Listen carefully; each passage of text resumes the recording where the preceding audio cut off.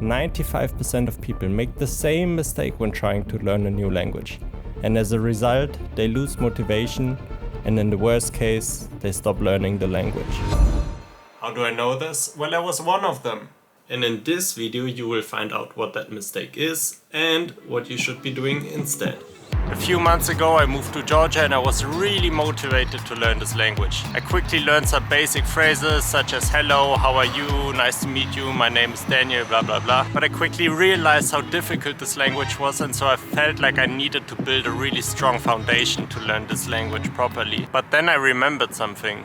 The 1,000 most common words of a language make up 80% of the spoken language. So I created my own Anki deck and figured that if I learned 50 new words every single day, it would take me only 20 days to know 80% of the spoken language. Pretty genius, right? I'm gonna be such a polyglot.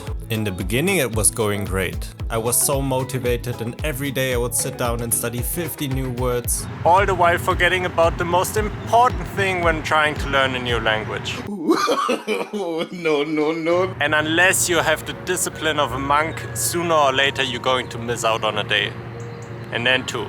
And then 3. For me it didn't even take that long, and with each day missed, the cards in my Anki deck started piling up like a stash of dirty clothes. The anxiety increased, my motivation decreased, and the frustration increased until ultimately I stopped learning.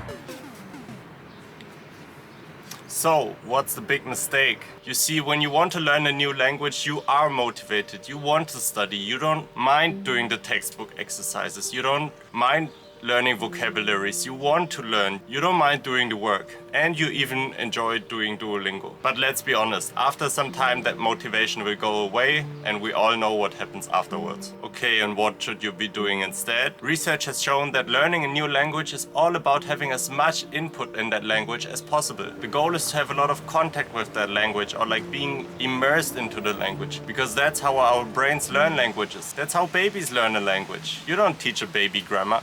Now this means, please listen to me, it's important, that you should be putting all of your energy into watching series, listening to podcasts, watching movies, reading books in the language that you're trying to learn. And what's even more important is that you find content that you're actually interested in, because then it won't feel like learning to you. For example, you want to learn Spanish and you're into hip-hop, then find some Spanish hip-hop. If you're into cooking, find some Spanish recipes. Or you could find a series that you like. Imagine watching La Casa de Papel and after each episode you want to know what's going to happen next. Would you rather spend 10 hours watching the first season or 10 hours in Duolingo trying to match sentences and words and like, but if I don't study grammar, I'm not gonna be able to learn the language. The thing is, if you're like me, you feel like you have to study grammar or you have to learn like vocabulary, otherwise you can't learn the language properly. I think it's because of the way we're taught in school, but that's okay. You can do that. Just don't make it your priority. Your priority should be to have as much contact, input, exposure to that language, watching series, reading books, you know, you get it. I wish that I would have started doing this sooner so that I would have had more fun and more success learning a new language. But for all of you that say,